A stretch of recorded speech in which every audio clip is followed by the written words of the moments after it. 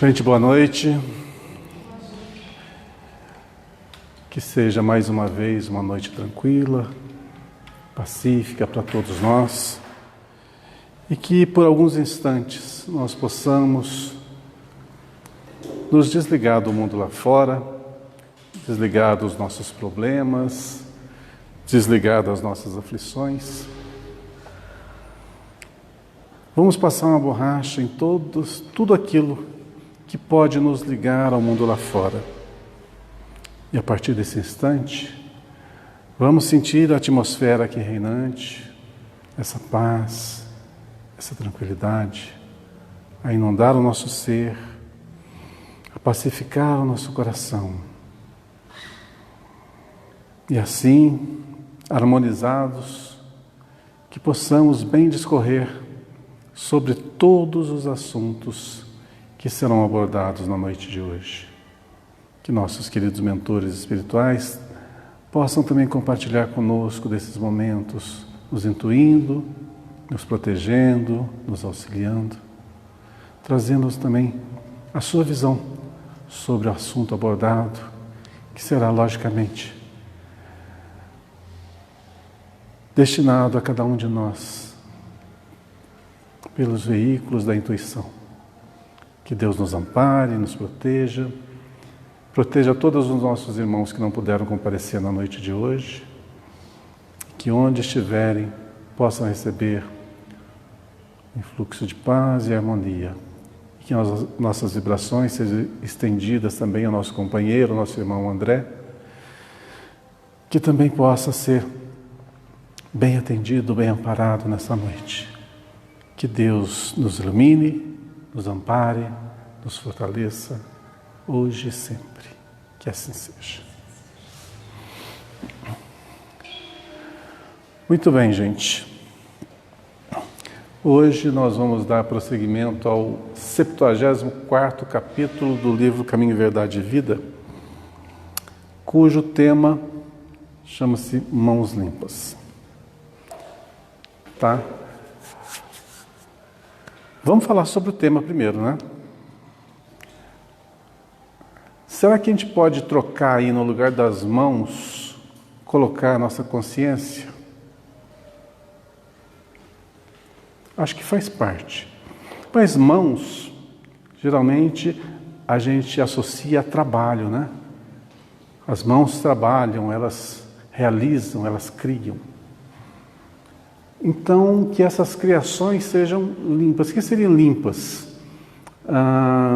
Seria em termos higiênicos? Não é o que está se referindo ali.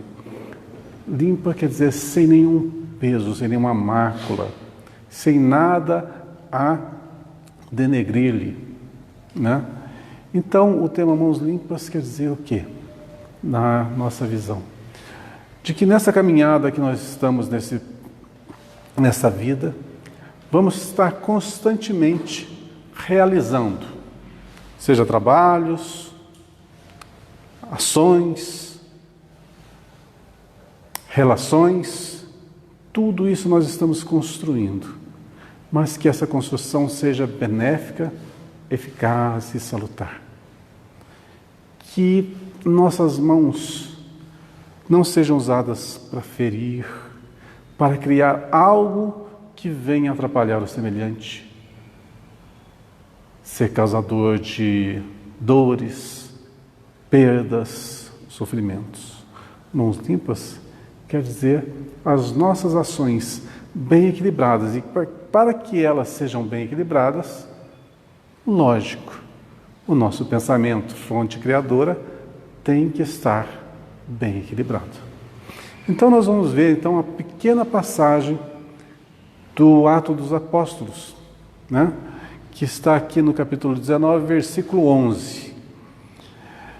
E essa frasezinha: e Deus, pelas mãos de Paulo, fazia maravilhas extraordinárias.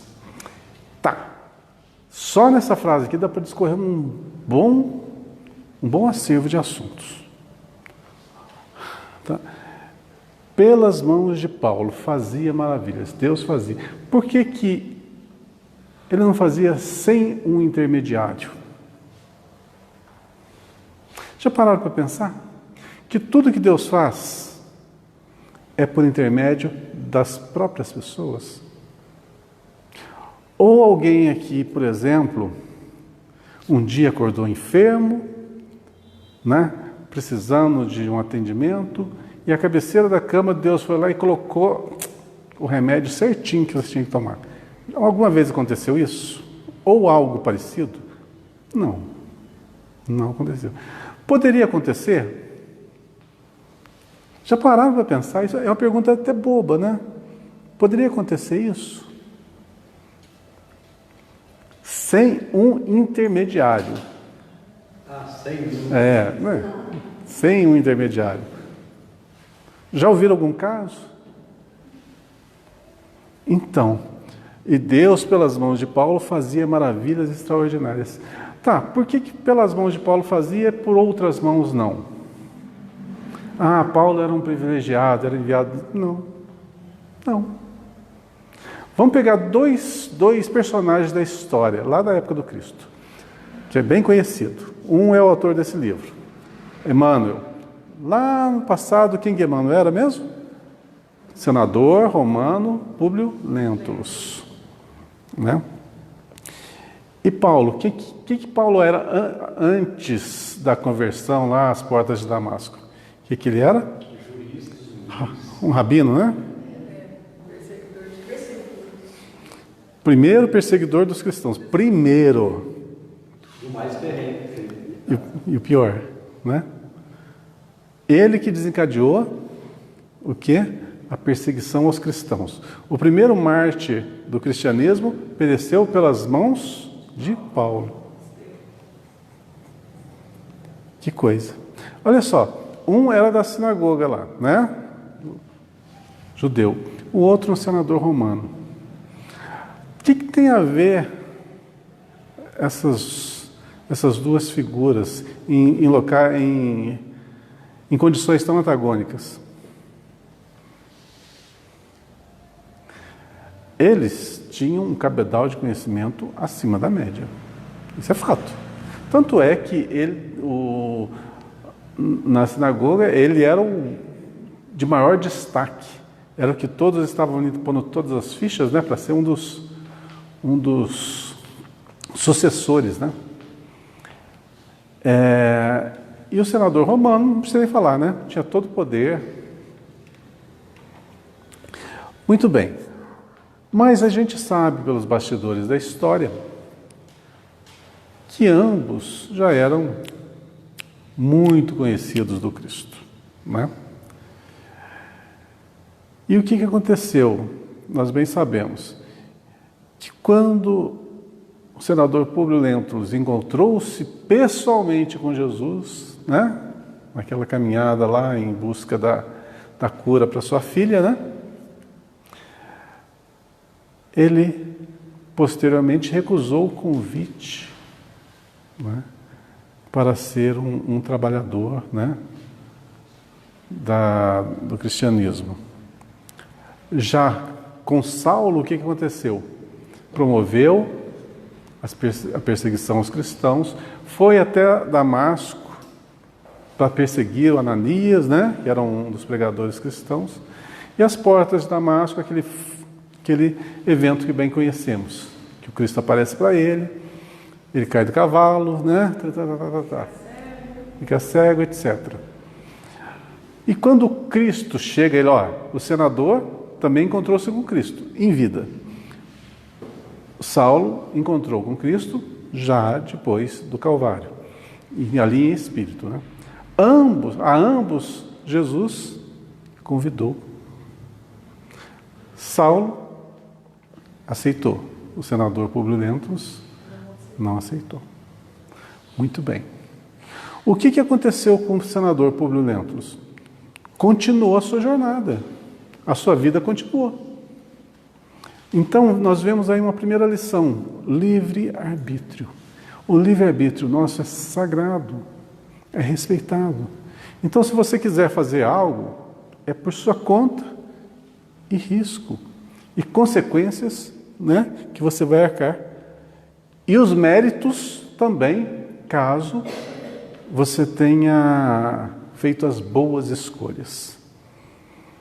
No caso de Saulo, posteriormente, agora eu não vou chamar mais de Saulo, vou chamar de Paulo, né?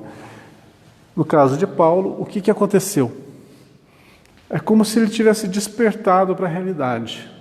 E aí, a partir daí, começou todo o desenvolvimento, né? A sua interação com os apóstolos, antes disso, o aprendizado das lições do cristianismo, e transformou-se em quê? No maior divulgador do cristianismo naquela época. O mais importante, na minha visão, o mais importante. O que mais realizou coisas. E olha só, foi o primeiro perseguidor. Muito bem. Por que eu estou falando isso? Para discorrer sobre esse tema. Na questão mãos limpas,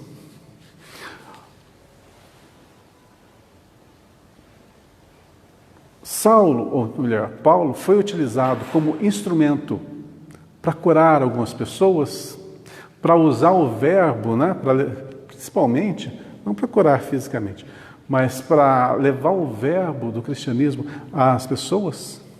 A inspiração não lhe vinha, as palavras não lhe vinham. Então, Deus não se utilizava de Paulo como instrumento. Mas por quê? Porque ele assim queria. Ele assim retificou sua postura. Ele assim estudou o cristianismo, entendeu, adotou e passou a segui-lo rigorosamente. Ou seja, ele tem a consciência culpada do passado? Lógico, delituoso? Lógico, todos nós temos. Mas se nós nos atermos aos nossos equívocos, sempre, nunca vamos marchar para frente. É outra lição muito importante para nós. Às vezes a gente pensa assim, eu vou fazer alguma coisa quando eu estiver bem, quando eu estiver limpo de todas as minhas mazelas.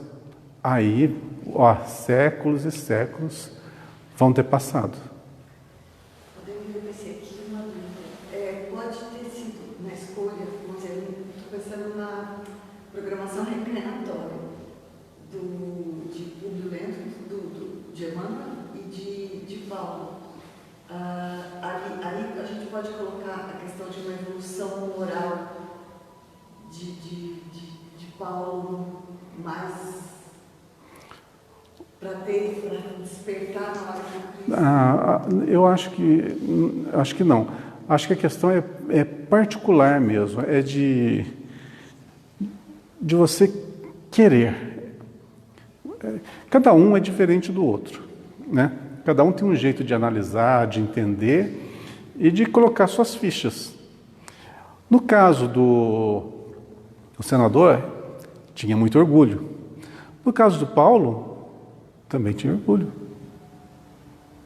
Olha só, porque Paulo era de uma família que tinha possibilidades. O senador nem se fala. Então, nesse caso, a fortuna, as facilidades influenciaram? Não muito. E o que influenciou? A essência de cada um. Talvez o que tenha no Paulo é o seguinte: ele era muito... que palavra que eu vou usar? Retilíneo às suas convicções. Rígido. Exatamente. Então, ele não tinha meios termos. Então, isso pode ter ajudado muito. Posso fazer uma comparação que me veio à cabeça agora? Então, no espírito como o de Paulo, vamos dizer, o que ele foi atribuído, as missões, né, que foram atribuídas a ele, a gente pode comparar, vamos dizer, a Kardec, na divulgação, como cada um divulgou. Então, olha só, você sabe da história do Kardec? Que é o seguinte: se Kardec tivesse abortado, né, a missão, né? Se ele tivesse, não, eu estou aqui casado, sou professor, eu quero viver essa minha vidinha até o final. o seu livre-arbítrio seria respeitado. Só que já tinham outros espíritos reencarnados naquela época que, caso Kardec não desse conta, outro substituiria. Foi o que aconteceu nessa época.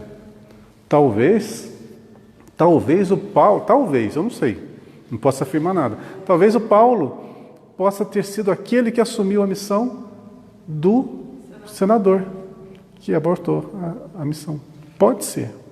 E contemporâneo de Kardec tinha Leon Denis, entre outros, foi estudado. Entre outros, tinha bastante. Eram uns 10 mais ou menos. Então a missão foi bem delineada. Mas tinha até o plano J, né? Quem? Eles tinham até o plano J. Tinha. Tinha. Tem plano B, até o plano J. O plano J foi há 2000 anos. Jesus. Então, olha só, a partir do momento que assumiu a missão, né, assumiu aquele dever a ser seguido e a postura que deveria, o que aconteceu? É como se tivesse ali preparado o veículo. O veículo estava pronto para o trabalho, coisa que o senador, logicamente, não estava preparado. Então, se Deus tivesse que manifestar, ou os espíritos superiores tivessem que manifestar, em Paulo ou no senador Pobrelento, em quem que eles iriam usar como instrumento? Em Paulo. Então, olha, e Deus, pelas mãos de Paulo, fazia maravilhas extraordinárias. Por quê? Porque ele se preparou para isso, para esse trabalho. E desempenhou com assaz, rigidez, disciplina e amor. Não sei se vocês notaram, quando leram o livro Paulo Estevão, uma das características mais marcantes do Paulo era qual? A rigidez. Ele era realmente firme em todas as suas assertivas.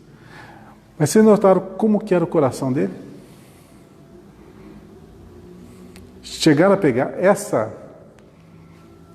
síntese, esse lado dele?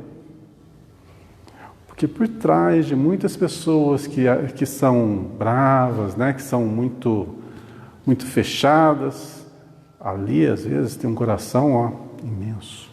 Era o caso de Paulo. Eu estou relendo o livro há 2000 anos.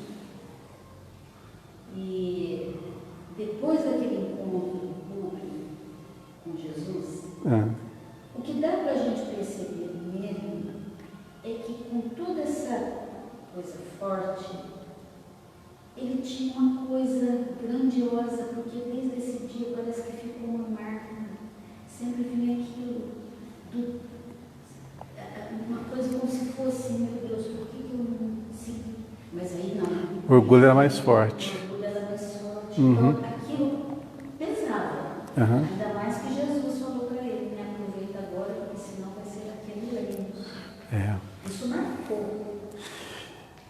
Então, vocês já viram, por exemplo, as outras encarnações do senador? Ele reencarnou lá na época, eu não vou lembrar de todas, na época do Francisco de Assis,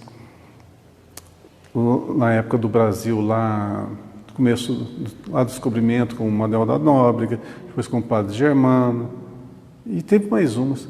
Vocês já viram que todas essas encarnações ele estava solteiro?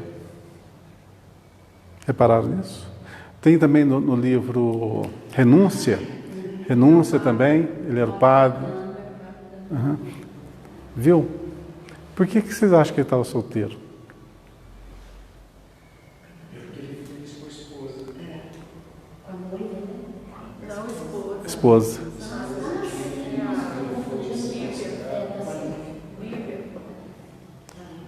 Então, e até os dias de hoje. Sabe por quê? A Lívia não precisou reencarnar mais. Já está em outras esferas. E ele ficou para cá. Olha como uma decisão mal tomada, olha que lacuna que abre na existência da pessoa. E ele a amava, e ela o amava também.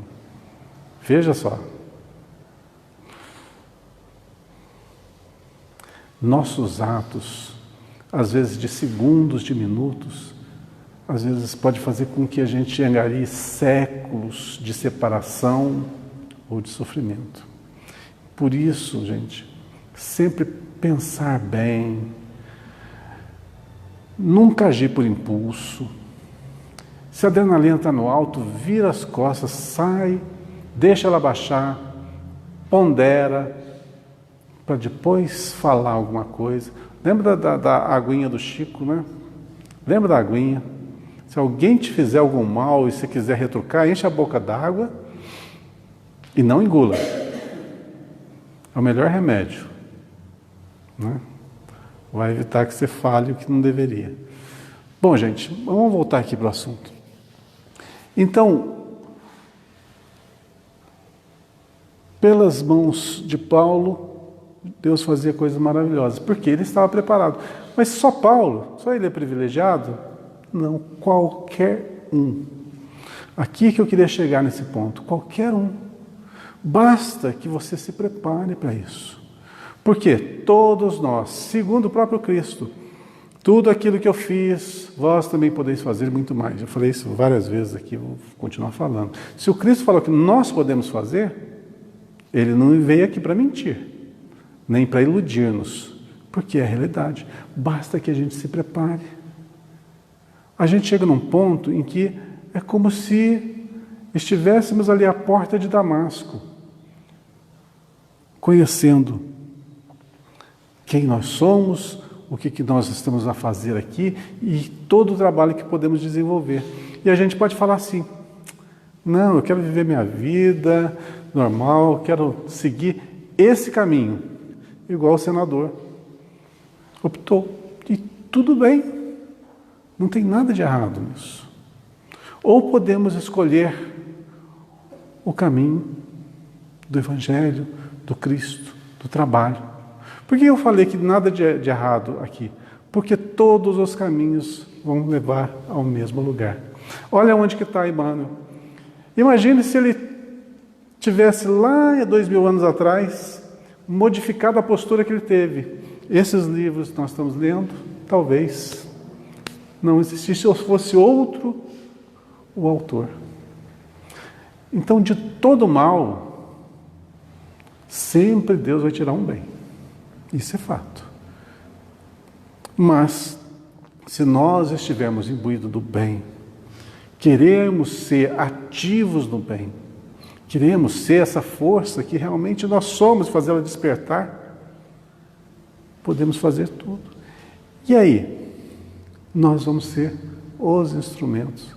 Veja bem, se tiver alguma situação assim, um amigo, um familiar está passando por uma situação muito difícil, muito complicada e precisa de uma orientação. E você pensa assim, nossa, o que eu vou falar, o que eu vou fazer? Aí você para, respira, pede, Deus me ilumine. E você chega perto e você começa a falar e as palavras vêm, fluem, e aquela pessoa se acalma e as coisas modificam-se. Foi Deus que falou para ela, para essa pessoa? Não, mas ela te inspirou. Então nós podemos servir de instrumentos para ajudar uns aos outros. É o que essa máxima está falando. Para isso a gente tem que, primeiro, querer. E segundo, preparar o nosso terreno interior para que possamos ofertar tudo o que há de melhor em nós, em benefício do próximo. Vamos ver, nessa breve introdução que eu fiz, se coaduna, né, com o que Emmanuel nos conta aqui na passagem. Vamos lá. O Evangelho não nos diz que Paulo de Tarso fazia maravilhas, mas que Deus operava maravilhas extraordinárias por intermédio das mãos dele. O Pai fará sempre o mesmo, utilizando todos os filhos que lhe apresentarem mãos limpas. Eu juro para vocês que eu não tinha lido. Juro mesmo. Foi o que eu acabei de falar, não foi? Ou estou enganado? Foi.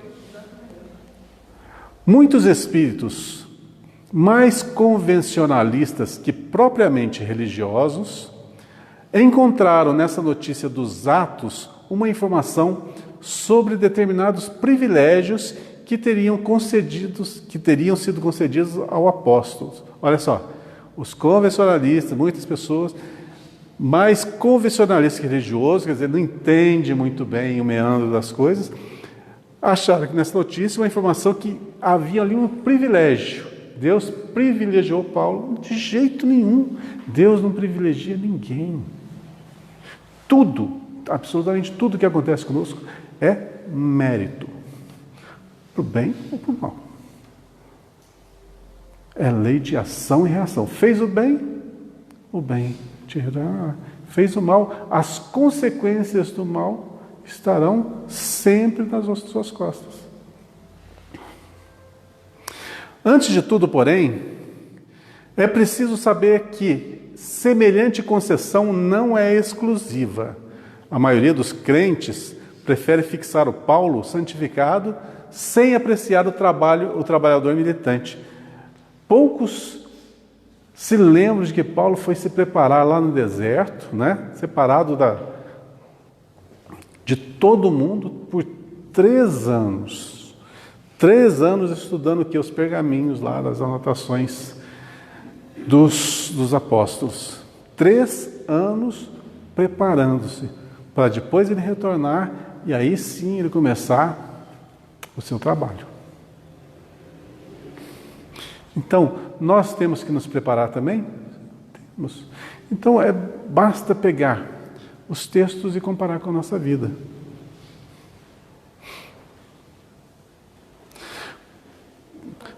Quanto custou ao apóstolo a limpeza das mãos? Raros indagam relativamente a isso. Veja bem, o amor que se tem é uma ideia. O tamanho daquela região em que ele vivia. Saía a pé, indo de aldeia em aldeia, de cidade em cidade, de vila em vila, pregando. Quem que custeava? As próprias mãos dele. As próprias mãos. Onde ele ia, levava o tear. Ali ele tecia os tapetes que vendia, adquiria o dinheiro para seu próprio sustento. Para quê? Uma das frases que eu nunca vou me esquecer de Paulo é essa: eu não quero me tornar pesado a ninguém. Ou seja, ele não ia bater na porta das pessoas pedindo o quê? Abrigo, pedindo comida. Ele nunca fez isso. Então, olha que lição maravilhosa que ele nos deixou. Que infelizmente a maioria dos religiosos omitem essa parte, né? Ele não se fez pesado a ninguém. O que tinha que fazer, fazia por sua própria vontade, e os recursos ele mesmo os adquiria.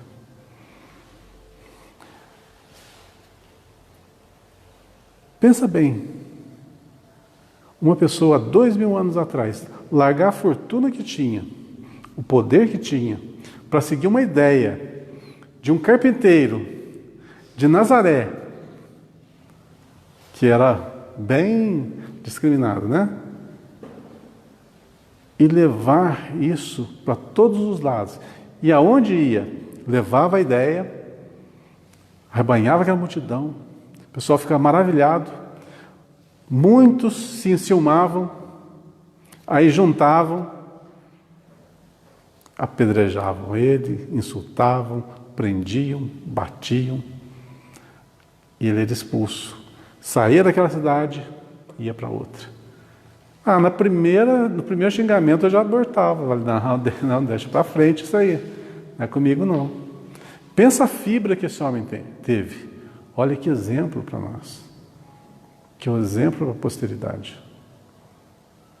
Por isso, eu já li o livro Paulo Estevão 4 vezes. Ainda vou ler mais algumas vezes enquanto estiver aqui.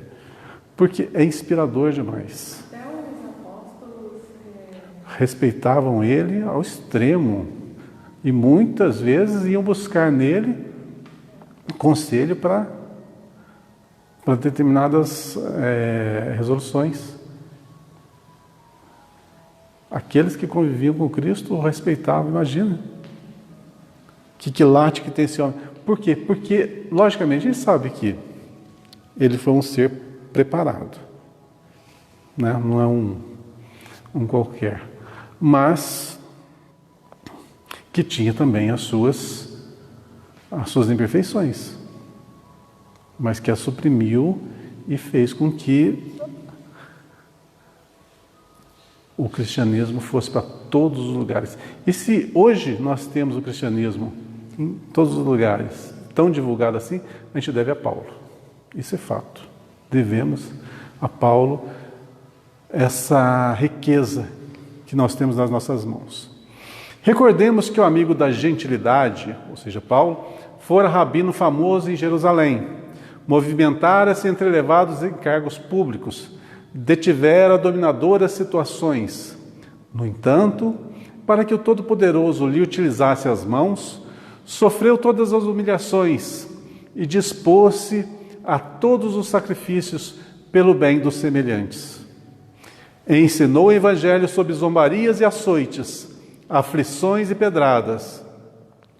Apesar de escrever luminosas epístolas, jamais abandonou o tiar humilde até a velhice do corpo. Olha só, ele ficou vários anos, se não me falha a memória, preso, né, na masmorra lá. Não sei se foi 2 anos, não me lembro mais. E nesse período, o que aconteceu? As famosas cartas de Paulo, as epístolas de Paulo.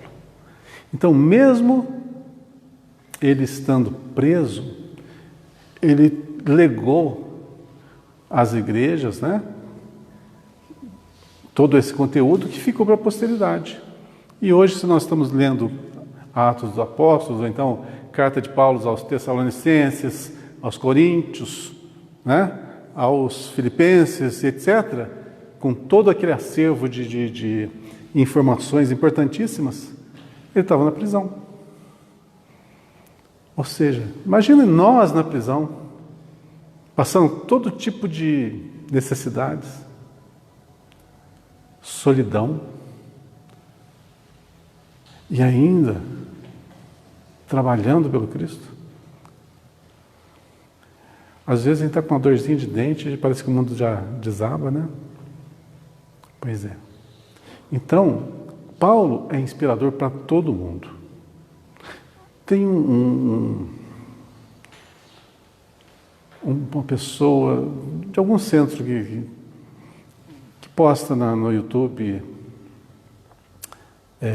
vídeos, né, sobre a doutrina espírita, que falava o seguinte, eu não lembro quem que era ele, não sei se é o De Luca, não sei se é o Almeida, lá o Alberto, não me lembro qual deles. Ele falava assim, que ele lia o livro Paulo e Estevão uma vez por ano. Geralmente no começo do ano, para servir de inspiração para aquele ano. E cada vez que ele lia, ele entendia de uma forma melhor, mais aperfeiçoada. Estou fazendo um merchandising aqui do Paulo de Tarso. Quando eu chegar do lado de lá, se ele não for me receber, eu vou cobrar esse merchan aqui. Ah, vou. Daí ele fala assim, né, eu vou te buscar lá embaixo. Aí eu estou perdido, né? Ele veio tudo a pé. As distâncias eram bem assim, longas, veio tudo a pé, a diferença de temperatura, de noite e de dia. E tinha uma logística também, tá no livro, que é o seguinte, ele tinha que viajar por determinadas estações, porque tinha alguns lugares que tinha rio para passar, e o rio está muito alto, eles não conseguiam passar. Então tinha que esperar o rio estar mais raso. Ele fabricava os terras, ele vai fazer dinheiro para sustentar a jornada dele. Uhum. Quando ele estava aguardando essas temporadas. Pois é. E a gente acha romântica essa época, né? Nossa, que maravilhosa, que beleza. A alimentação dele, o gasto intestinal tiveram. A alimentação era frutos, nem sempre aqueles eram que, né, ele fazia o bem, mas era o que ele tinha. E no final das contas ele não tinha um osso, um pelo, tudo quebrado. Também. E o interessante que eu achei é o seguinte, a maioria das cidades aonde ele foi pregar, a maioria ele saía apedrejado e não morria. Até aquela que, a pior de todas, que ele foi dado como morto, né? Foi jogado até num monturo, e depois foram lá resgatar ele, ele estava com vida ainda, e recuperou, e 2 semanas já estava a caminho. Mas olha só, veja a gravidade do que ele fez para com Estevão. O grau de maldade, né, que foi aplicado ali, não teve nenhum perdão, ele foi arbitrário mesmo. Pois é, tem consequência. E ele era o quê? Foi o mais importante trabalhador do Cristo naquela época. E sofreu desse jeito. Por quê? Por isso eu falo, todos os nossos atos têm consequências. Todos. Então a gente tem que pensar bem, agir bem, falar bem, conviver bem, porque dessas escolhas vai ser a condição de vida que nós vamos levar. E pensa bem, se nós alimentarmos pensamentos deletérios, é sinal que daqui a pouquinho vamos estar com o corpo enfermo. Sem contar uma coisa, pensar mal envelhece. Sabiam disso? Olha, vou dar um exemplo. Dá uma olhadinha para o Divaldo Franco, 94 anos. Vocês falam que esse homem tem 94 anos? Olha o amor à vida que ele tem. Trabalha incessantemente. Não se desgasta. Então é a prova viva de que nós somos reflexo da nossa criação interior. Agora, pega aí uma pessoa que se desgasta, que se esbalda na vida. Com 40 anos já está um caco. Escolhas. Tudo, absolutamente tudo na nossa vida são escolhas. E da escolha tem o resultado. E do resultado, o aprendizado. Então, se hoje a doença bate na nossa porta, porque nós fomos responsáveis lá no passado, de uma forma ou de outra. E a gente vai entender bem isso, né, com o passar do tempo. Considera as particularidades do assunto e observa que Deus é sempre o mesmo Pai, que a misericórdia divina não se modificou, mas pede mãos limpas para os serviços edificantes junto à humanidade. Tal exigência é lógica e necessária, pois o trabalho do Altíssimo deve resplandecer sobre os caminhos humanos. Tem mais alguma coisa? Não, né? Olha só, vamos pegar um caso bem recente. João de Deus. Esse homem tinha mediunidade? Tinha. De efeitos físicos? Tinha. Curou muita gente? Curou. Ele escolheu algumas ações meio libidinosas? Escolheu. Alguém o influenciou para isso? Não, escolha. Alguém pôs um revólver, você tem que fazer isso, senão, não. Quis. Ele tinha a condição de trabalhar pelo semelhante, fazer o bem, etc., como começou fazendo, sim, mas desviou-se do caminho. Foi permitido isso? Foi. Consequência, onde que está hoje? Na prisão. Deve terminar a vida dele na prisão. Mas não termina aí. Cada ato feito está registrado na sua própria consciência. Tudo isso vai ter que ser retificado. Tudo isso vai ter que ser retificado. Veja quanta dor a pessoa criou a partir de más escolhas. E olha, estava ali falando o quê? Agindo em nome de Deus para ajudar o próximo e se desviou de uma forma tão humana? Não. Rasteira? Animalesca? Não sei classificar isso. Infeliz é pouco, né? Infeliz é pouco. Viu? Acho que é por aí. Pois é.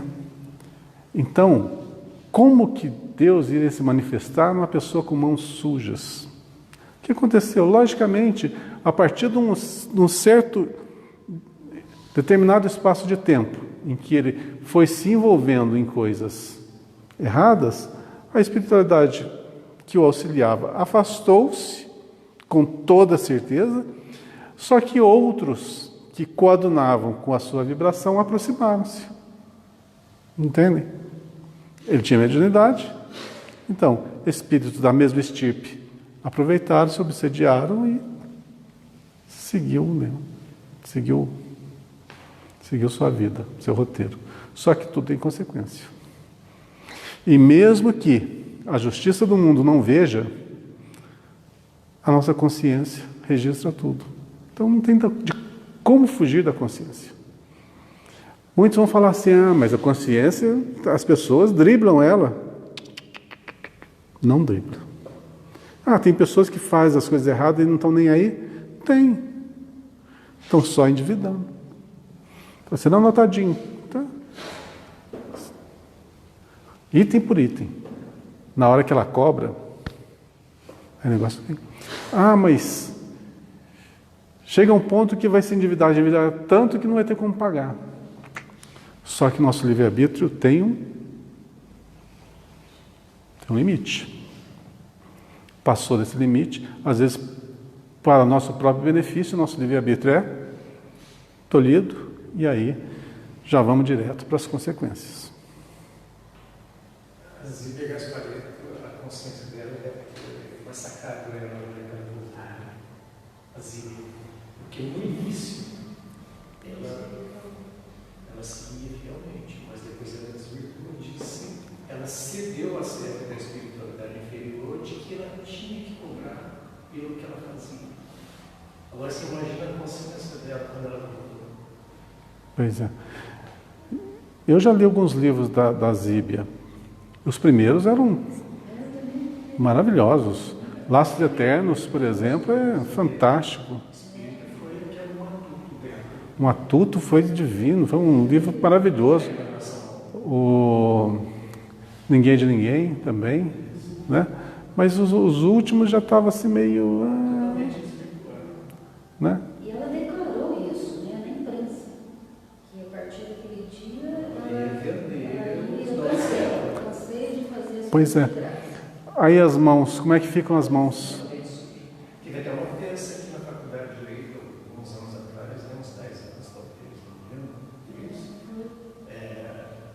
Como que era? Como foi? Ninguém de ninguém. Ninguém de ninguém, né? Uhum. Tinha uma peça dessa obra. Eu assisti, nós fomos assistir. Boa, o pessoal de São Paulo, acho que O Matuto foi um livro muito inteligente, mas assim o mais assim humano mesmo foi Laços Eternos. Foi uma história normal de um pai, de duas pessoas, né, homem e mulher, né, na sua jornada e que redundaram, né, em sofrimento, depois reconciliação lá no final, com muito sofrimento. Outra, a Vera... Não, essa, a russa lá. Como é que ela chama mesmo? Nossa, não sei falar no russo. A do Rochester, John Wilmot Rochester. A Vera Kijanovisky, Kijanoskaya, alguma coisa assim. Eu não sei falar o nome dela. Os primeiros livros do Rochester foram muito bons. Herculano, eu li o Herculano, eu li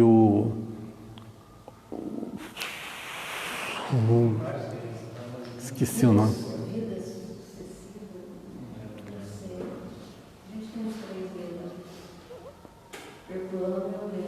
Não, como é que chama?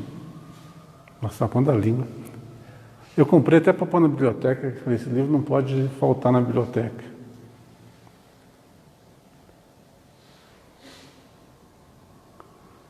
Já que eu lembro. Então, os primeiros livros dela foram muito bons mesmo. Inclusive, esse foi um dos primeiros livros que eu li. Aí peguei uns últimos, falei, nossa, o que estão falando aqui? Não entendi. Então, pode ser justamente na história da vida dessa escritora que pode ter ido para outros lados. Eu não sei a biografia dela, mas da Zíbia, né, a gente sabe alguma coisa. Então, vem tudo a ver. Se o instrumento é bom, se ele está limpo, se ele está convicto do que tem que fazer, ele vai ser usado como intermediário. Mas se não tiver, não vai se manifestar ali, né? Ok? Vamos para o próximo? Mi? O, chama o, como é que é? Começa com o. Lembrei o O já. O.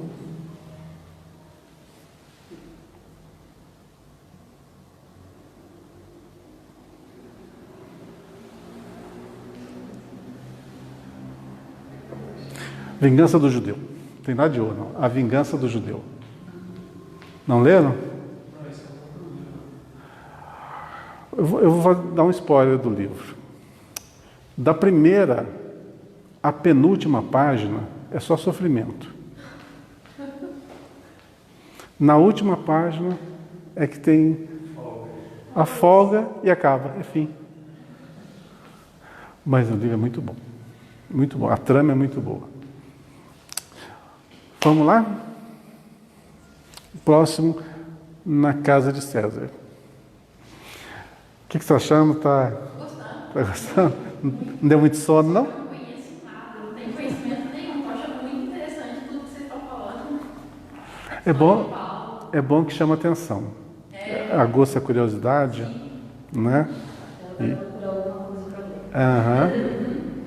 Eu, por exemplo, lá com meus 12, 13 anos de idade, 13, 14 anos de idade, minha mãe me deu o livro para ler, O Cavaleiro de Lumières. Esqueci quem que é o autor. É conhecido o autor. É A Vingança do Judeu. Eu li... A Cavaleira era a Ivone, né? A Ivone. Tem uma sequência toda desses livros. É verdade, da Ivone. A Vingança do Judeu, acho que foi o segundo livro que eu li. É um livro pesadíssimo, né? Não é pesado, é forte. Dá um belo de um filme. Posteriormente eu li Covardes. Já não é um livro espírita, mas é um livro histórico fantástico da época do Nero. O Mártir do Gólgota também não é um livro espírita, mas é um livro também que tem dados ali surpreendentes. Eu sempre falei nos nossos estudos que o livro O Mártir do Gólgota conta uma história que nos apontamentos bíblicos não existe, né? Não tem nada falando ali. E começa lá na época de Herodes, na matança das crianças lá, com os primogênitos, né? E o escravo de Herodes, que foi quem gerenciou lá aquela matança, nesse livro A Mártir do Gólgota, narra a trajetória dele até a morte, né? Desde o episódio da morte lá dos primogênitos até o seu desenlace lá no Egito. Aí, isso eu li com menos de 18 anos de idade. Vai fazer uns 3, 4 anos. E aí passou-se o tempo e eu peguei um livro chamado Do Calvário ao Infinito, do Vitor Hugo. Zilda Lema. Aí no livro do Calvário ao Infinito, está lá ele. É um dos personagens que está no livro. Que eu li lá no Mártir do Gólgota, num livro que não é espírita, que não é continuação, nada. está ele lá, e eu encontro ele no Calvário, do Calvário Infinito, 1700 e alguma coisa, né? Que foi essa história. E narra toda a trajetória desse espírito, desde antes da encarnação, como escravo do Herodes. Então você vê toda a trajetória dele. Aí você entende o livro. Vocês já leram do Calvário Infinito? Já, mas como nós não lemos esse que você está falando, a gente não associou nada. Esses livros da Zilda Gama, a gente tem, acho que uns 5 ou 6 livros dela. É tudo muito sofrido. É tudo muito sofrido. São histórias que, olha, da gente ficar de queixo aqui. Eu me ator dela por 15 anos. Mas é uma coisa que depois uma coisa que vai, quando vai chegando ao fim, aquilo deslancha, uma coisa tão sublime que a gente não sabe nem como imaginar aquela história tão horrorosa no final. Pois é. Isso é um grande despertar e tem tudo a ver com o que nós estamos falando. Porque esse sofrimento todo que originou esses dramas descritos no livro, resultante do quê? Do orgulho, da ganância, da volúpia, das paixões. Tudo isso desencadeia um processo que às vezes dura séculos, até milênios de dor e sofrimento. Olha só, se com o senador Publio Lentulus aconteceu o que aconteceu, ele está aqui em 2022, ainda trabalhando para se reajustar, né? Reajustar as contas. Imagine outros que têm erros muito mais graves, débitos muito maiores. Então, convém o quê? Já entendemos. Então, refreia as suas más tendências e sublima as suas virtudes. Más tendências todos nós temos. É só ir burilando. E vai se desvanecendo. E vai nascendo, a partir daí, um indivíduo mais iluminado. Vamos lá? Na casa de César. Paulo de novo, né? A maioria dos textos que nós vamos ver no livro são de Paulo, né? Por que será? Não sei por quê. Aí tem alguma coisa, porque quando o senador Públio desencarnou, foi Paulo que foi recebê-lo no plano espiritual. Sabiam disso? Eu já falei isso aqui, não falei? Falei, né? Foi Paulo que foi recebê-lo. Que Paulo pediu a missão de resgatar todos os trabalhadores do cristianismo que desvirtuaram, que foram para o outro lado. Ele pediu ao Cristo para trazê-los de volta. Assim como o Cristo fez com Judas, né? Ele foi atrás e Paulo foi atrás. Por isso, a história é muito bonita, mas não dá para contar tudo, senão a gente vara a noite aqui, se lembrar de tudo. Por isso que é bom ler, gente. Eu sempre aconselho todo mundo, leia. Ah, mas eu leio e esqueço. Pois é, vocês acham que eu lembro dessas coisas do meu dia a dia? Eu lembro aqui, começa a falar uma coisa, puxa para outra.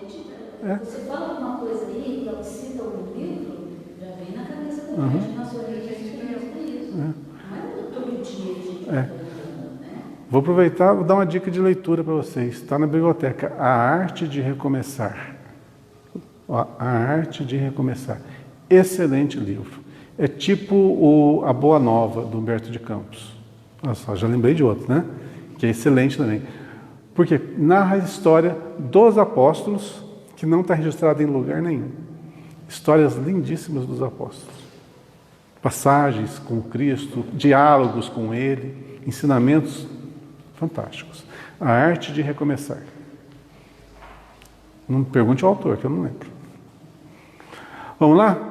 Todos os santos vos saúdam, mas principalmente os que são da casa de César. Vamos então passar a borracha no item anterior, vamos pensar nesse aqui, tá? Antes da gente ler, na casa de César, quem é César? César é alguém de alta... Um cargo, né? De alta envergadura, né? Muito poder. Então, nós estamos nesse local. Todos os santos o saúdam, mas principalmente os que são da casa de César. Ou seja, todo mundo vai te respeitar, principalmente quando você tem poder, posses de dinheiro. Não é mais ou menos isso que está falando? Vamos ver se é verdade? Então, se foi isso realmente que está falando, uma das coisas que nós temos que mais tomar cuidado é o quê? Quando você está um degrau acima dos outros. Quando a gente está na mesma condição, preste bem atenção, quando a gente está na mesma condição, a gente se entende, a gente se abraça, a gente conversa, mas quando um dá uma melhoradinha, já olha o outro com superioridade. Mas isso aí a gente vê todo dia. Pois é. Por isso que eu falo, uma das maiores provas que um indivíduo pode ter aqui, reencarnado, é ter dinheiro. Porque é mais fácil de você errar. Você tem possibilidades 1000. Então, se você não tem um controle emocional, não tem um controle moral, você pensa assim, eu posso fazer tudo. E aí, erra, assim,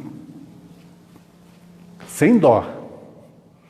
Agora, quando você nasce pobrinho, né?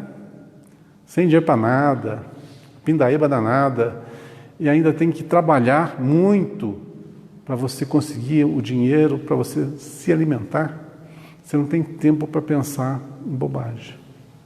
Já quem tem possibilidades, tem muito tempo e possibilidade de fazer bobagem. Então, qual que é a aprovação mais difícil? É do rico. É do rico. É daquele que tem. Uhum. Pois é. Mas a gente não pode ser preconceituoso nesse assunto, porque muitos são preconceituosos e crucificam os ricos.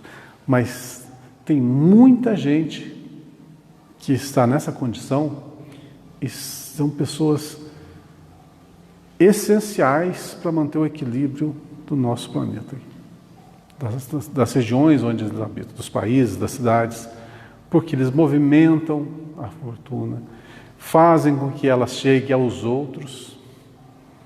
Então tem milhares, se não milhões de anônimos que fazem o mecanismo da vida acontecer e são tidos ainda como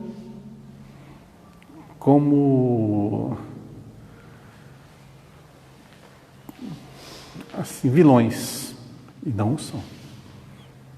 Então, a cada um, logicamente, será dado de acordo com suas obras, e essas obras estão, logicamente, registradas na consciência de cada um. Porém, quando você tem dinheiro, pode ter certeza, amigo não vai faltar. Possibilidades não vai faltar. Às vezes nem dinheiro é. Se você se torna um médium, por exemplo, famoso, um orador famoso, ou um cantor famoso, ou alguém acima da média, pode ter certeza que muitos vão te envolver, te bajular. É uma idolatria isso. É. Às vezes, você tem uma luzinha. Muitos se aproximam querendo usufruir dessa luz para brilhar também. Ou roubar a sua luz, ou uma coisa assim. Ou seja, para apropriar-se do que você pode oferecer, né? Na realidade, não é amizade. Alguns. Cada caso é um caso. Vamos ver se é isso realmente que nós vamos ouvir do Emmanuel. Muito comum ouvirmos observações descabidas de determinados irmãos na crença, relativamente aos companheiros chamados a tarefas mais difíceis entre as possibilidades do dinheiro ou do poder. Ó, dinheiro e poder são as tarefas em que a gente pode mais se afundar. A piedade falsa está sempre disposta a criticar um amigo que, aceitando o laborioso encargo público, vai encontrar nele muito mais aborrecimentos que notas de harmonia. A análise desvirtuada tudo repara maliciosamente. Se o irmão é compelido a participar de grandes representações sociais, costuma-se estigmatizá-lo como traidor do Cristo. Vou parar aqui por um instante. Então, o que está abordando aqui é que muitas pessoas têm a prova de ter posses, de ter fortuna, de fazê-las movimentar, de gerar riqueza para a região onde habitam, a níveis continentais, a nível nacional, estadual, municipal, etc. Né? E, geralmente, a malícia de alguns faz com que rotulem essas pessoas como, assim, distantes da realidade. Aquelas pessoas que não estão nem aí com a pobreza porque são ricos, né? Na realidade, muitos querem o quê? Que aqueles que têm grandes posses dividam tudo com quem nada tem. Não foi isso a frase que a Ana Cláudia perguntou uns dias atrás? Né? Porque não funciona assim. Sobre assistência social, né? Foi mais ou menos isso? Eu não estava Ela questionou sobre isso. Por quê? Porque não dá certo, porque não funciona assim. Ainda não funciona assim. Seria uma maravilha se funcionasse. Se nós fôssemos perfeitos, ou não tivéssemos o grau de maldade, de malícia, que a gente tem, talvez funcionasse. Mas não, cada um é diferente. Nós estamos num mundo que tem de tudo. Tem pessoas que mal sabem falar o português e temos pessoas que são cátedras.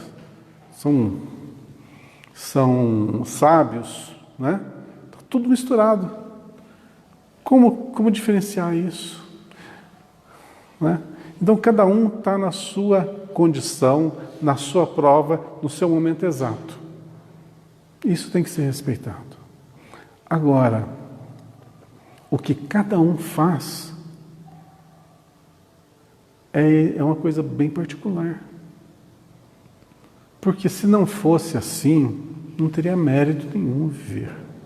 Se a gente vivesse totalmente manipulado, tipo assim, eu vou reencarnar em tal lugar, Pouso Alegre, e lá foi me concedida a seguinte tarefa: você vai trabalhar como médico dos pobres, você vai se formar em medicina, vai ter condições de formar em medicina, e depois que você formar, tudo que você vai fazer na tua vida é dedicar-se a atender os pobres, sem cobrar. Faz de conta que é isso. Faz de conta que eu tenho essa tarefa reencarnatória. Eu nasci aqui, por cargas d'água, segui essa linha, formei um médico. Aí, quando eu formei em medicina, especializei em qualquer coisa, agora vamos trabalhar. Aí eu falei assim, médico ganha bem, né? Vou pegar aqui, vou montar uma clínica, vou fazer isso, vou fazer aquilo, cobrar tanto, e depois esse dinheiro eu vou comprar casa, comprar carro, comprar isso, comprar aquilo, fazer aquilo outro, e me envolvo com coisas do mundo, normal, como muitos fazem, mas muitos fazem. Bota muito, né? Medicina tinha que ser uma religião. Infelizmente não é. Mas isso também não é problema meu, né? É problema de cada um. E não convém eu criticar ou falar algo a respeito sobre isso. Bom, nesse inteirinho, então, eu me distancio da tarefa que eu abracei antes de reencarnar. Muito bem. Imagine o seguinte, que eu tivesse ido a minha vida até formar, especializar e tudo mais, e chegou nessa época, alguém falasse assim no meu ouvido, ó, agora daqui para frente você só vai atender os pobres. E meu coração, que é o que, eu quero ter meu carro, eu quero ter minha casa, eu quero ter minhas facilidades, minhas férias, etc, etc, etc. Então, eu quero isso, mas vem uma voz e fala, você tem que fazer aquilo. E eu vou e faço aquilo, tá? Sigo aquela linha. Mas o meu coração quer o quê? Outra coisa. Funciona isso? Funciona? Não funciona. Que mérito que tem? Que mérito que você tem de fazer uma coisa que você não quer? Então, uma das coisas que é sagrada na nossa vida é o livre-arbítrio. Você pode até nascer com a programação. Você está programado mais ou menos ir por essa linha. Mas o que você faz nessa linha é problema só seu. Somente seu. Porque se você acertar, todos os méritos são seus. E se você errar e se tornar uma pessoa infeliz, toda a culpa é só sua. Quando nós somos manipulados, manietados, nós perdemos o mérito. Tanto para o bem quanto para o mal. Tipo assim, ó, vamos pegar uma pessoa obsediada. O que é uma pessoa obsediada? É uma pessoa que está recebendo uma influência espiritual de alguém. Tá? No seu normal, ela tem uma vida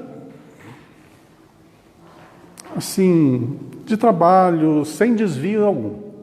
Uma vida rotineira, sem grandes deslizes. Mas aí vem a obsessão, vem a influenciação e potencializa o quê? Os seus defeitos. Vamos supor que essa pessoa tenha uma caidinha pelo álcool. Aí essa obsessão vai fazer o quê? Que essa pessoa sinta mais vontade de se alcoolizar. Certo? E torna-se um alcoólatra com o passar do tempo. Do alcoolismo vem a cirrose. E da cirrose, o desencarne. A pergunta que eu faço é a seguinte: qual o grau de culpa dessa pessoa que morreu de cirrose? É 100%? A culpa dela é 100% pelo que sucedeu a ela? Não. Mas ela tem culpa? Tem. Então vejam que isso nós chamamos de atenuante. A culpa ela tem? Sim. Ela podia ter modificado o quadro? Poderia. Por que não fez? Porque não quis domar as suas más tendências. Deixou-se levar. É o que muitas vezes nós fazemos. Então, essas comparações a gente tem que levar muito para o nosso dia a dia. Ou será que eu não estou fazendo isso também? Deixando as coisas levarem? As coisas que eu teria que refrear agora, retificar agora, e estou deixando levar, o negócio só está engrossando, só está piorando. Pois é. Eu tenho culpa? Sim. Qual o grau de culpa? Depende. E se for uma coisa minha, resolução minha, totalmente, 100% minha, culpa 100% minha. Na questão do mérito, eu fiz as coisas corretamente, porque eu quis seguir desse jeito, retilíneamente perfeito. De quem que é o mérito? Eu. Faz sentido? Faz, não faz?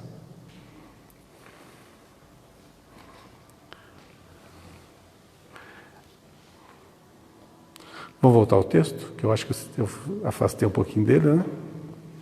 Onde que eu estava mesmo? Traidor do Cristo, não é? é necessário despender muita vigilância nesses julgamentos. Aqui nós estamos falando só dos outros, né? Julgar os outros, ver os deslizes de cada um, mas é muito difícil a gente ver os nossos deslizes. Os problemas maiores que nos afligem, são oriundos do nosso eu. Se a gente tem problema hoje, qualquer um que seja, a origem, a causa foi e está em nós, não está nos outros. Pode ter sido potencializado por alguém? Pode, mas não isenta-nos da responsabilidade. Então, como livrar-se dos problemas que nos afligem? Olha, o que mais acontece nos centros espíritas, em outras religiões também, é as pessoas procurarem alívio para suas dores, né? Pode ser, assim, problema físico, problema de relacionamento familiar, problema de toda sorte, tá? E como orientar essas pessoas? Primeiro, uma das coisas que eu aprendi aqui no centro é que a gente não passa a mão na cabeça de ninguém. Não é falta de caridade, não. De jeito nenhum. Nós compartilhamos a dor de todo mundo. Mas a gente orienta. Porque a maioria pensa o seguinte: eu estou sofrendo tal coisa porque alguém fez algo para mim. Isso é básico. Vamos levar para esse lado. Se alguém fez algo para você e você está recebendo essa vibração, né, deletéria, é porque você sintonizou. Então a gente sempre explica como que isso acontece. Outra coisa, doenças físicas. As doenças físicas, antes delas explodirem no corpo físico, elas já pré-existiam no nosso campo mental. Então, quando ela explode no nosso corpo físico, é sinal que a cura começou. E as pessoas pensam o contrário, né? Quando a doença explode no corpo, nossa, fiquei doente. Não. Quando você se dá conta que está doente, sinal que você já estava enfermo, teve muita possibilidade de retificar, muita, para evitar que isso viesse para manifestar no corpo físico. Mas, como esse tempo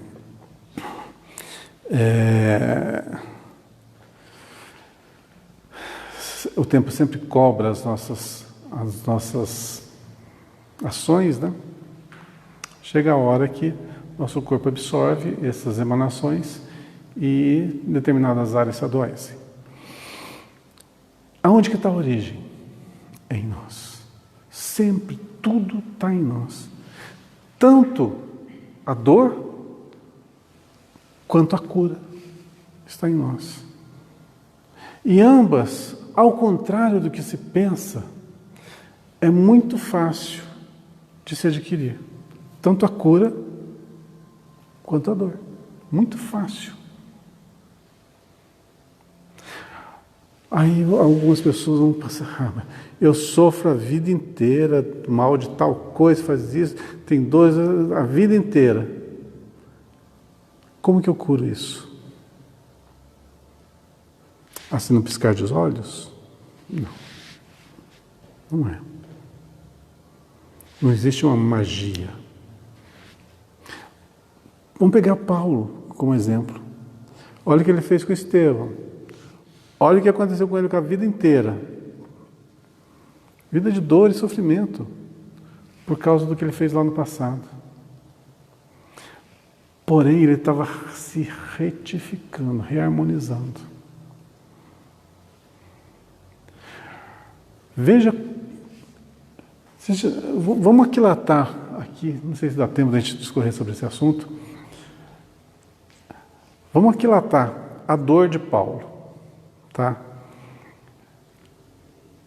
Por que a dor dele foi consciencial? Foi grande por ter condenado e martirizado Estevão, por ter errado no seu julgamento? Não foi. O que marcou? Que depois do apedrejamento ele descobriu que era irmão da sua noiva. Aí acabou com ele. A pessoa que ele mais amava, que ele fazia diligência para procurar o irmão que tinha, né, sido feito escravo nas... Como é que chama? Nas galeras, né? Então, se tornara cristão, assumiu outro nome, né? Gesiel passou a chamar-se Estevão, e por cargas d'água caiu nas mãos dele, que o condenou e o matou. E ele prometeu para Abigail que resgataria ele. Resgataria? Pois é. Pensa bem a dor consciencial. Então, as leis, isso, só essa historinha aqui que nós estamos falando, daria para a gente discorrer aqui horas sobre esse assunto, sem esgotá-lo. Mas é bom a gente tocar nesse assunto. Olha só. Esse remorso que ele carregou a vida inteira, o que é o remorso? É um tipo, assim, de uma autopunição. Olha, eu fiz isso, errei redondamente aqui, não consigo ser feliz sem retificar isso. Mais ou menos é isso o remorso, né? Então muda o seu padrão vibratório. Muda totalmente o seu padrão vibratório. E aí a gente vai entender que as leis naturais vão fazer com que o nosso magnetismo atraia determinadas situações. Leis naturais. Isso é intrínseco em nós. Então, se nós criamos uma atmosfera no nosso ser que atrai coisas negativas, que vão nos fazer perecer, vão nos fazer sofrer, como retificar isso? Aí vem aquela questão que eu abordo. Não carregai culpa. Culpa, remorso, mesma coisa. Né?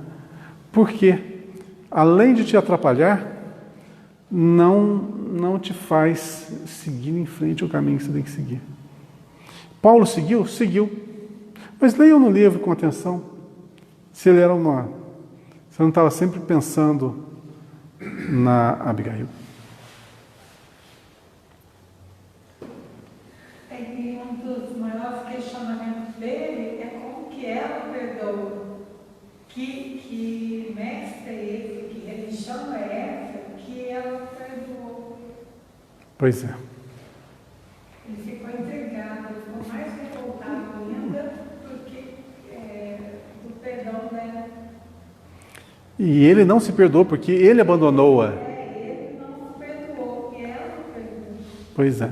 Ele não se perdoou, quer dizer, ele assumiu a culpa, carregou a culpa e o remorso. Isso atrai tudo de mal. Lei natural, gente. A gente não compreende, eu juro para você que é complicadíssimo de entender isso. É muito profundo. Mas que a gente saiba que todos os nossos atos estão registrados em nós. E quando vem a constatação dos nossos equívocos, não guardar remorso ou culpa, vírgula. Corrigir o mais breve possível. Ação. Porque se você não age, o que é a ação? É o movimento contrário àquilo que você fez de errado. Ou seja, você já volta corrigindo. Então, se você carrega só a culpa e você não faz nada para corrigir, a vida se encarrega disso. Aí vem uma em cima da outra, em cima da gente. Foi o que aconteceu com Paulo.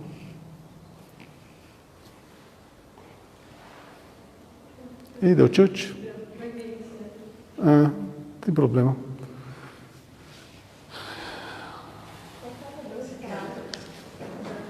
Estamos no finalzinho, né? É o 70 aí? É uma série psicológica da Ela falou que o pior sentimento que o ser humano pode ter é exatamente isso. Emocional, quando você desencarna, fatalmente você vai perder isso. Justamente. Pois é. E aí você fica lá muito tempo depurando aqueles sentimentos, né? Para você retornar e para retificar, né? Você já rala muito lá para voltar e depois quando você volta, agora você vai retificar tudo que você fez de errado. Então não é melhor você já começar a retificar? Então fez as coisas erradas, gente, é só assumir. Não, eu errei. Pronto. A tua consciência parece que dá uma limpada. Sabe? Quando você pede desculpa, você pede perdão, você se reajusta com o seu adversário. Inclusive, o que eu vi? A palestra que eu mandei para vocês, da Ana Guimarães, fala sobre isso, né? Reajuste com o seu adversário enquanto está a caminho com ele. Olha, isso aí é muito, muito profundo. Olha quanto tempo a gente perde, às vezes, com o quê? Com orgulho, né? Não, eu não peço perdão, eu não fiz nada de errado. Não... Então, você não... O seu orgulho está acima da sua relação com o próximo. Então, isso não vai dar certo. Então, tiver erros, ou você errou para com alguém, ou alguém errou para com você, o jogo segue. Segue, retifica, reharmoniza. Por isso Jesus falou tanto, perdoai os vossos inimigos. Para quê? Para você evitar sofrimentos. Quando você aprende pelo sofrimento, pode ter certeza, aí você não esquece. Não esquece, meu. Quem que esquece uma bela surra? Ninguém esquece. E a vida bate com gosto. Com gosto. Nos tempos apostólicos, é isso aqui que eu estou? Nos tempos apostólicos, os cristãos de vida pura eram chamados santos.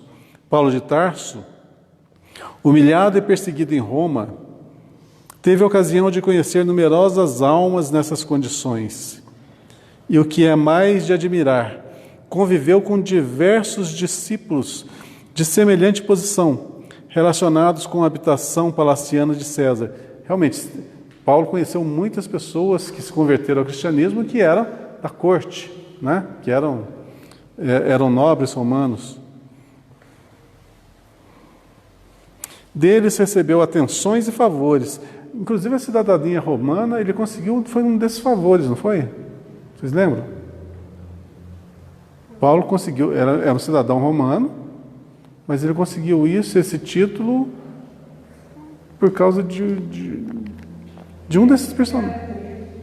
Ele era grego, não era judeu. Ah, é? Isso eu não lembro. Ele era grego, na parte da Turquia, mas que era da Grécia, na época que ele nasceu. Mas como que ele adquiriu a cidadania romana? Foi um desses personagens aqui que conseguiu a cidadania romana para ele. Mas então isso não importa. Quer dizer, ele conseguiu conviver com os altos, né, com os nobres, sem modificar a sua essência. E foi graças ao título de cidadão romano que deu prolongamento de vida para ele, senão ele ia ter sido já... Ele ia ser executado, justamente. Por ele ter sido cidadão romano, não podia ir para as arenas, né? O pensamento dele ficava... Sempre postergado. Foi quando ele conseguiu escrever as cartas, né? As famosas epístolas.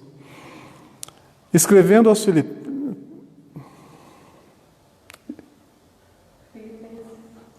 Deles recebeu atenções, favores, assistência e carinho. Okay.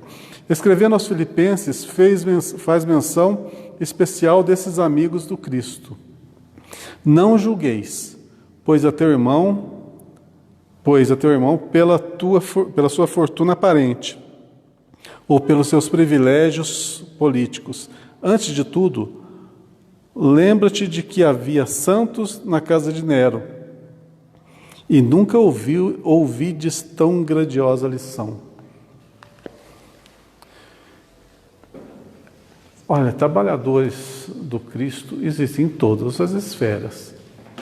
E servidores ainda do mal também existem em todas as esferas, seja nas mais humildes, quanto nas mais abastadas. Julga-se as pessoas? Não deve se julgar, mas se tivéssemos que julgar, não pela aparência, mas pelos seus atos, né? Pelo que falam, pelo que pregam, pelo que exemplificam, nunca pelas posses. Então pode ter aí pessoas muito humildes, vivendo uma vida, né, de abastança, como existem pessoas extremamente vaidosas e orgulhosas vivendo nas sarjetas. A gente não sabe o passado de ninguém, né? A gente não tem condições de julgar ninguém. Mas, se tivermos que analisar o semelhante, que seja pelas suas ações, pelas suas palavras, pelos seus exemplos, pelos seus gestos. Aqueles que se alinham ao Cristo são facilmente identificados. São aqueles que pregam amor, falam de justiça, falam de caridade, são humildes e levam, assim, disciplinadamente, o Evangelho em sua vida. Onde estejamos, em qual condição que nós estivermos, nunca nos distanciemos do Cristo. Ou seja, nunca nos distanciemos do Evangelho. O Evangelho é a cura. Não a devoção ao livro, mas ao pleno entendimento de todas as lições que estão ali abordadas. Que elas se constituam patrimônio nosso, para que o equilíbrio em nossa vida esteja sempre constante. E que, principalmente, seguindo o caminho do Evangelho, a luz da felicidade estará sempre estampada em nosso semblante e a luz das belas ideias estarão sempre presentes nas nossas palavras e ações. Gente, vocês falaram muito hoje, 9h30 já. O tempo passa, né? Rapidinho. Boa semana a todos. Semana que vem nós continuamos o nosso estudo do livro Caminho, Verdade e Vida. Boa semana, até breve.